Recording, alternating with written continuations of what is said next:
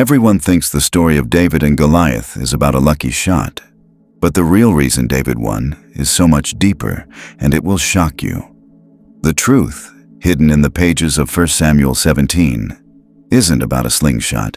It's about faith that overcomes fear. What if David won because he saw what the entire army of Israel missed? He wasn't just fighting a giant. He was stepping into a battle God had already won. Stay with me, because we're about to uncover how God uses the weak to shame the strong, and how an ancient story reveals a timeless truth about where real power comes from.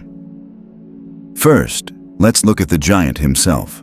For 40 days, as 1 Samuel 17 tells it, Goliath paralyzed Israel's most seasoned soldiers with fear. He was a champion, a mountain of a man in bronze armor who seemed invincible. But what if his greatest strength, his intimidating size, was also a sign of a critical weakness? There's a compelling theory that Goliath may have suffered from acromegaly, a condition that causes gigantism. While it makes you huge, it often leads to vision problems, like double vision or severe nearsightedness. Suddenly, details from the biblical account make chilling sense. Why did a champion warrior need an attendant to walk ahead of him onto the battlefield? Perhaps he needed a guide, and when he sees David, he yells, "Am I a dog, that you come at me with sticks?" Sticks, plural. David was holding only one staff. It's possible Goliath was literally seeing double. This wasn't a flawless warrior. This was a slow, lumbering man whose perceived strength masked a vulnerability God was about to exploit. Now, look at David. In 1 Samuel 17, King Saul tries to give him traditional armor and a sword, but David refuses, saying he isn't used to them. This wasn't just about comfort. It was a profound act of faith.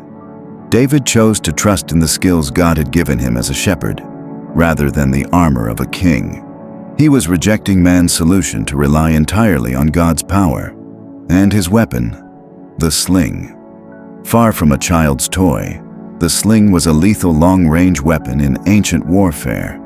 Expert slingers could hurl stones at devastating speeds, capable of shattering bone from a distance a sword could never reach. This wasn't a boy with a toy against a warrior. It was mobile artillery against a slow-moving tank. Goliath came expecting a hand-to-hand fight. David, guided by faith, refused to fight on the giant's terms. He was already operating on a different battlefield.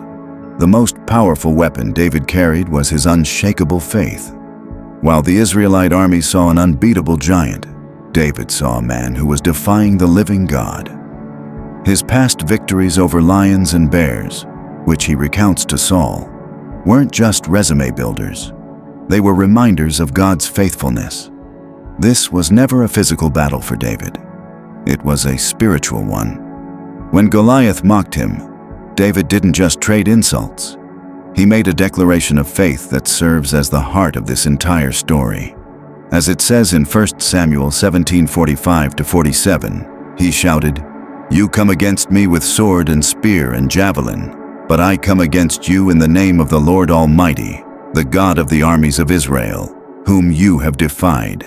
For the battle is the Lord's, and he will give you into our hands." That isn't just a prayer, it's a verdict. David announced God's judgment, framing the fight not as a contest of strength, but as a demonstration of God's honor. In his mind, the outcome was already decided. God wasn't just on his side, God was fighting through him. The story of David and Goliath isn't just about courage. It's about seeing your battles through the eyes of faith. It's about recognizing that God's power is made perfect in our weakness. If this story has opened your eyes to the power of faith over fear, hit that like button and subscribe for more deep dives into timeless truths. And let me know in the comments, what giant in your life could you face differently by remembering the battle is the Lord's? In the end, David's victory wasn't a miracle of chance. It was a miracle of perspective. He saw Goliath not as an unconquerable giant, but as an enemy of God, ripe for judgment. He saw his shepherd's tools not as inadequate, but as the perfect instruments for God's plan. And most importantly, he saw the battle not as his to win, but as God's to claim. He didn't just defeat a giant, he revealed the power of a faithful God. He used the skills he had, the strategy God provided, and an unshakable sense of purpose to turn an impossible fight into a legendary testimony. And that is the lesson for all of us. True strength isn't measured by our own might, but by the greatness of the God we serve and the faith we have to let him fight through us.